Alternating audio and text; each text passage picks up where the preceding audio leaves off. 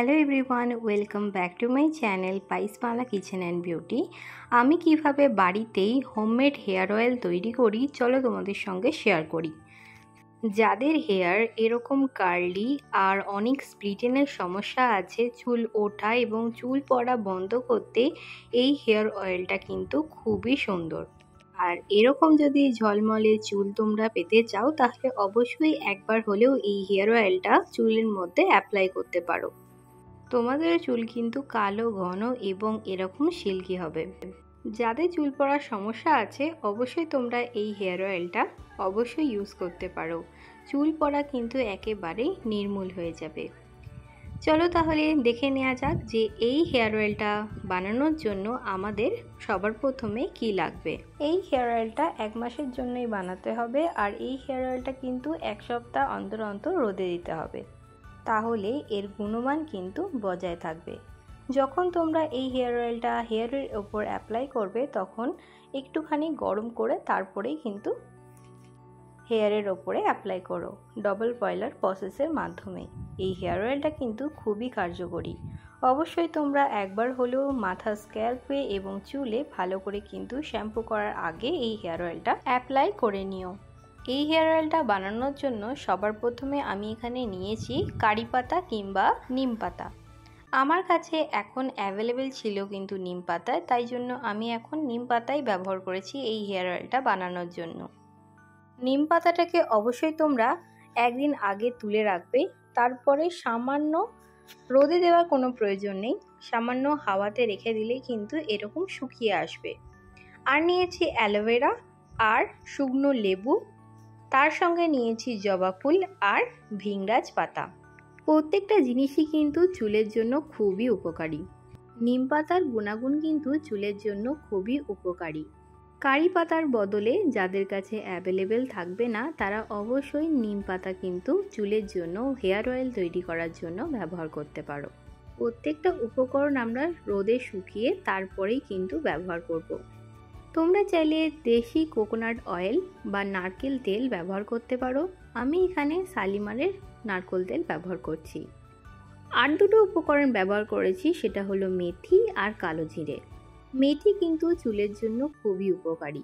এবারে আসা যাক সমস্ত উপকরণের গুণাগুণ। সবার প্রথমে বলবো নিম পাতার কথা। নিম পাতা যদি স্ক্যাল্পে ব্যবহার করা হয় তাহলে দানা দানা যে ব্রণ আমাদের ড্যান্ড্রফের ফলে হয় সেটাও কিন্তু একেবারে নির্মূল করে দেবে। আর নিম পাতা যেহেতু জীবাণুনাশক, স্ক্যাল্পের পক্ষে খুবই উপকারী। এরপরে আসি জবা ফুলের কথায়।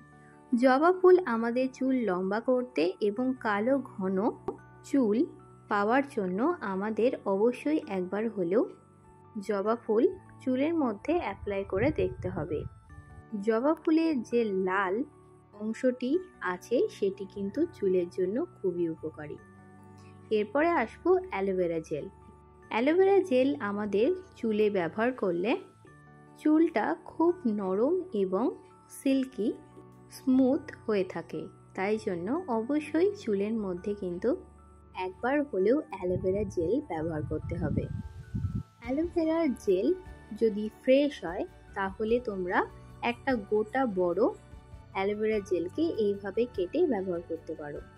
যদি তোমরা বাজার থেকে কিনে আনো সেই অ্যালোভেরা জেলটা 2 চামচ এখানে ব্যবহার করবে। তারপরে আসি আমরা কোকোনাট অয়েল। কোকোনাট অয়েল চুলে স্মুথনিং এবং ময়শ্চারাইজার স্ক্যাল্প বানানোর জন্য অবশ্যই উপকারী। কালো জিরে আমাদের চুল নতুন করে গজাতে বা চুল ওঠা, টাক পড়ার সমস্যাকে নির্মূল করতে একেবারে খুবই উপকারী একটি জিনিস। আর এবারে এলাম মেথির কথায়। মেথি আমাদের চুলে অ্যাপ্লাই করলে চুলটা অনেক বেশি লম্বা এবং ঘন হয় এবং চুল পড়ার সমস্যা এবং চুল গজানোতে সাহায্য করে। আর আমি এখানে ব্যবহার করেছি আমাদের বাড়ির খাঁটি সর্ষের তেল। কালো ঘন চুল পাওয়ার জন্য অবশ্যই তোমরা নারকেল তেলের পরিবর্তে সর্ষের তেলও কিন্তু চুলের মধ্যে অ্যাপ্লাই করতে পারো। সর্ষের তেল আমাদের চুলে যদি অ্যাপ্লাই করা হয় তাহলে কিন্তু অনেক বেশি চুলটাকে ময়শ্চারাইজিং করতে এবং কালো ঘন চুল করতে কিন্তু সাহায্য করে। এই সমস্ত উপকরণকে ভালোভাবে মিশিয়ে 1-2 ঘন্টা রেখে দেব এমনি। এরপরে যেটা নেব সেটা হচ্ছে আমন্ড বা কাঠবাদাম। কাঠবাদাম কিন্তু আমাদের চুল গজাতে সাহায্য করে, চুল লম্বা করতেও কিন্তু সাহায্য করে। অবশ্যই আমার কাছে এই কাঠবাদামটা ছিল, আমি এখানে থেতো করে এই তেলের মধ্যে দিয়ে দিয়েছি। আবারও সমস্ত উপকরণকে ভালোভাবে ফুটিয়ে নেব গ্যাসের মধ্যে। তোমরা চাইলে এই সমস্ত উপকরণকে এই প্রখর রোদ্দুরেও কিন্তু দিয়ে তেলটাকে করে নিতে পারো। সব থেকে সোজা প্রসেস হচ্ছে গ্যাসের মধ্যে 5-6 মিনিট লো ফ্লেমে ফুটিয়ে নিলেই দেখবে তেলটা ভালোভাবে সমস্ত উপকরণ থেকে নির্যাসটা বেরিয়ে গেছে। তো তারপরে আমরা ওভারনাইট রেখে নিয়ে ছেঁকে নিলে রেডি হয়ে যাবে আমাদের হোমমেড হেয়ার অয়েল। অবশ্যই তোমরা একবার হলেও এই হোমমেড হেয়ার অয়েলটা অ্যাপ্লাই করো হেয়ারের মধ্যে। যখন এই তেলটা হয়ে যাবে দেখবে উপরটা এরকম ফেনা ফেনা হয়ে গেছে, আর যে জবা পাতাগুলো আছে সেগুলো কিন্তু একেবারে নির্যাসটা তেলের মধ্যে দিয়ে দিয়েছে। তাহলেই হয়ে যাবে আমাদের হোমমেড হেয়ার অয়েল। এরপরে ছেঁকে একটি পাত্রতে ঢেলে রোজ 1 সপ্তাহ টানা রোদে দেবে এই তেলটাকে। আর আমরা শ্যাম্পু করার আগের দিন ওভারনাইট এই তেলটা মাথার স্ক্যাল্পে ভালো করে অ্যাপ্লাই করে নিলে তোমাদেরও চুলটা এরকম ঘন, মোটা আর লম্বা হবে। আর অবশ্যই একবার হলেও এই হোমমেড হেয়ার অয়েলটা অ্যাপ্লাই করলে দেখতে পাবে তোমাদের চুলটা আগের থেকে অনেক বেশি সচ্ছল ও প্রাণবন্ত হয়ে গেছে। অবশ্যই তোমরা একবার হলেও এই হেয়ার অয়েলটা স্ক্যাল্পের মধ্যে অ্যাপ্লাই করো, দেখো তোমরা অবশ্যই রেজাল্ট পাবে। এই হেয়ার অয়েলটা বানানো খুবই সহজ, যদি একটুখানি খাটনি খেটে রোদে দেওয়া যায় তাহলে কিন্তু এই তেলের গুণাগুণ অনেকখানি বেড়ে যাবে। অবশ্যই একবার হলেও এই হেয়ার অয়েলটা তোমরা শ্যাম্পুর আগে একবার অ্যাপ্লাই করে দেখো। কথা দিচ্ছি সত্যি খুব সুন্দর এবং লম্বা ঘন চুল পাবে তোমরা। একবার হলেও এই হেয়ার অয়েলটা বানিয়ে রেখে দিও।